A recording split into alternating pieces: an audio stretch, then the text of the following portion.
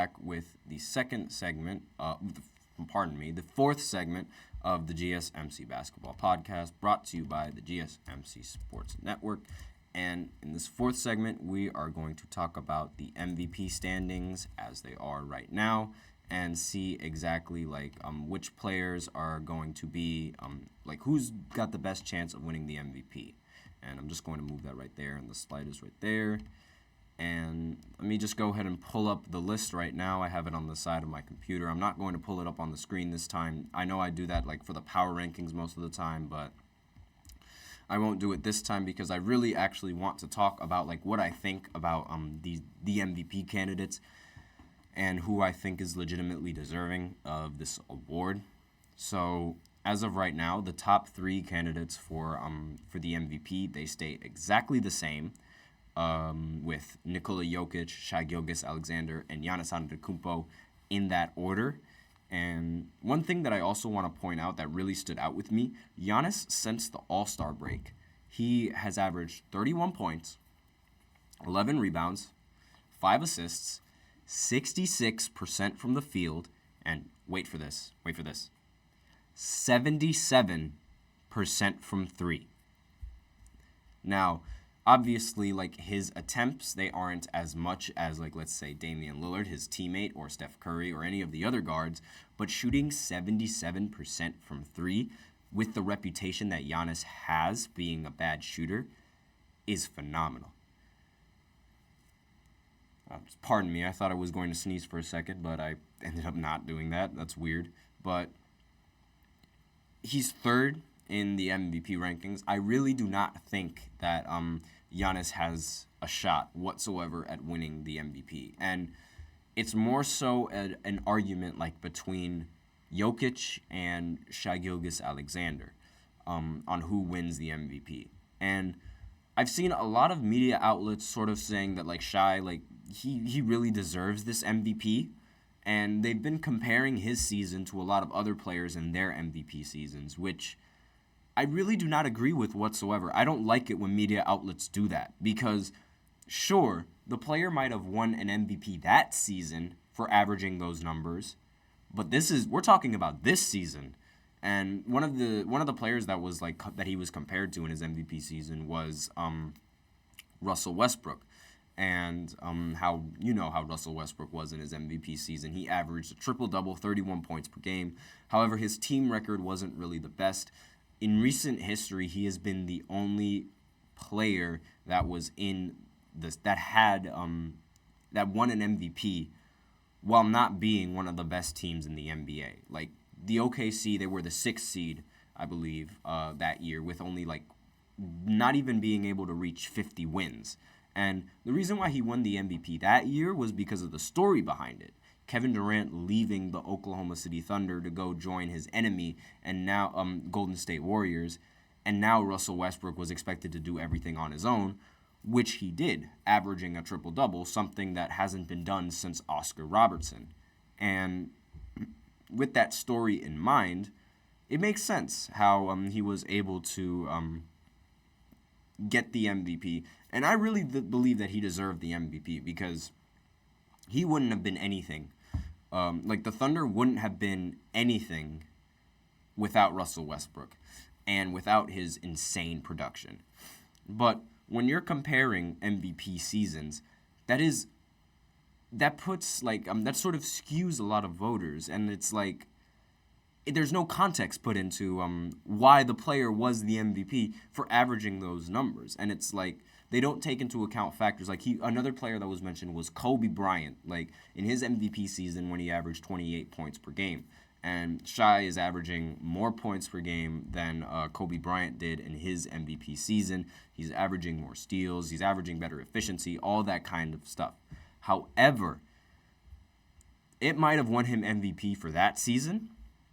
It's not going to win him MVP for now. And I don't understand why media outlets constantly do that. I think Jokic is going to run away with this award like he always does and like he's been doing these last few years, because the triple-doubles that he gets for his team, they're valuable, and his numbers are incredibly valuable. He has an effective field goal of 60% from the field, shoots 57% from the field, and 35% from three.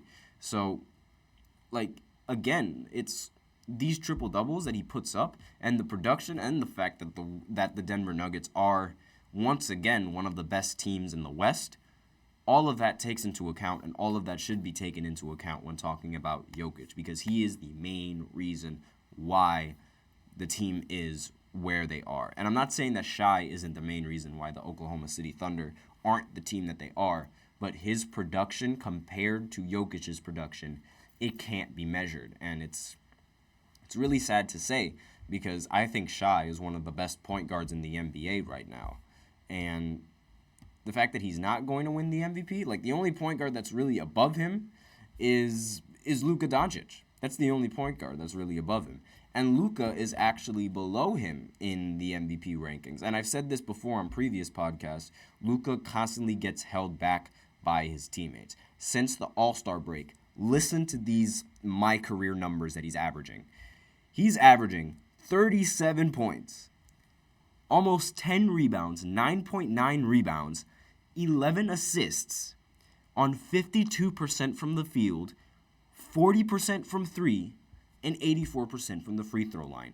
These are my career numbers. This is abnormal, the things that he's averaging. This is post All-Star break average, by the way, so it's not average for the entire season. But these are insane numbers from Luka Doncic, and he's leading the league in points per game. But again, like I mentioned earlier, his team just isn't where it needs to be in order for him to get that MVP.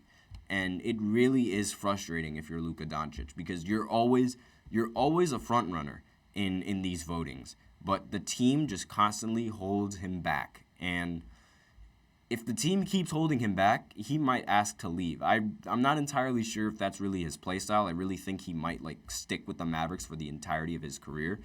But if relationships sour because he can't get the help that he needs and he can't get the good coaching that he needs, he might end up leaving.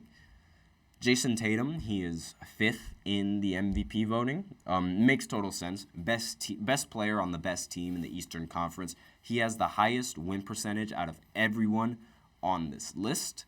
So with that in mind, it makes sense how he's in the top 5 for MVP. I don't think Jason Tatum is going to end up winning this award, however, whatsoever, just because the rest of the Boston Celtics is incredibly stacked. They are a great team. And when you have a great team, it sort of hinders a player's MVP voting, because it's okay, yes, he's the best player on the best team, but that team is really, really good, and they have other players on that team that can also produce as well as Jason Tatum.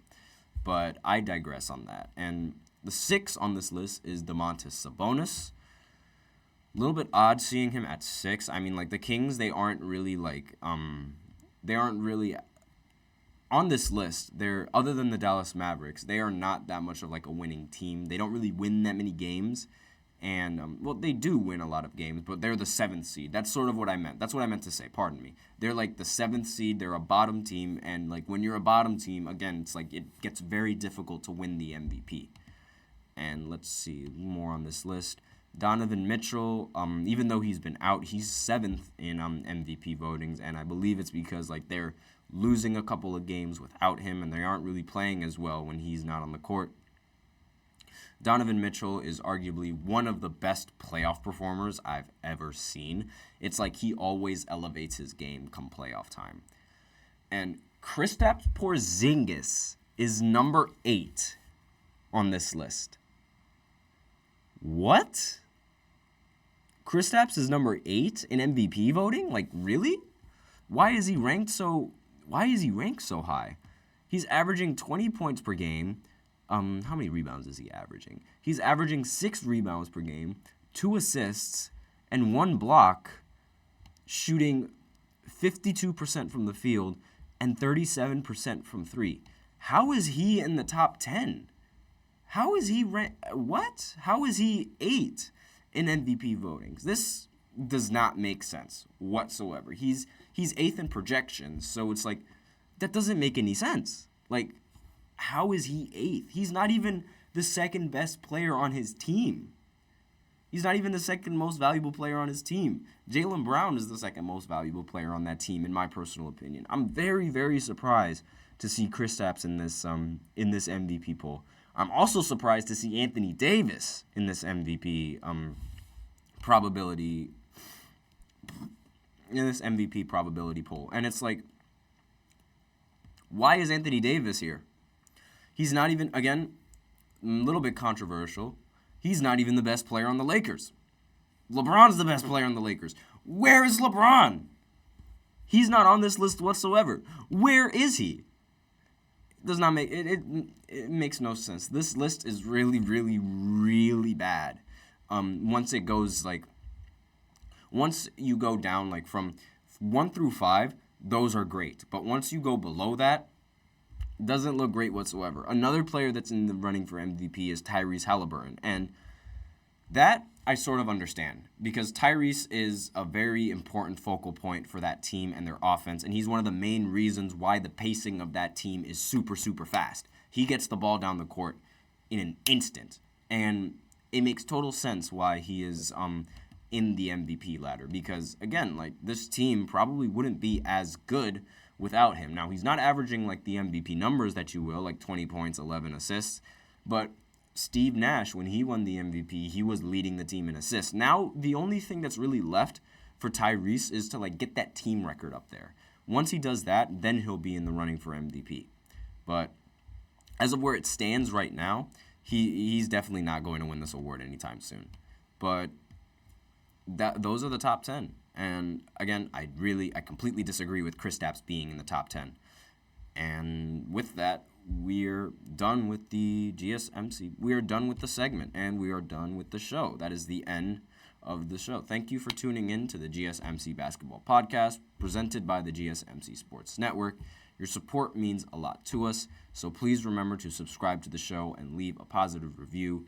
It really does make a difference. We also invite you to follow us on Facebook, Twitter, TikTok, and Instagram for more content and updates. Before I end off the show, I'd like to remind everybody, as always, to please use the link in the description to get your comments recognized. The link is gsmcpodcast.net. Helps the show, makes the show much more interactive between me and you guys. And it also just helps the show. Now, that is the end for the show. Thank you once again for tuning in. I am your host, Nelson, and as always, take care.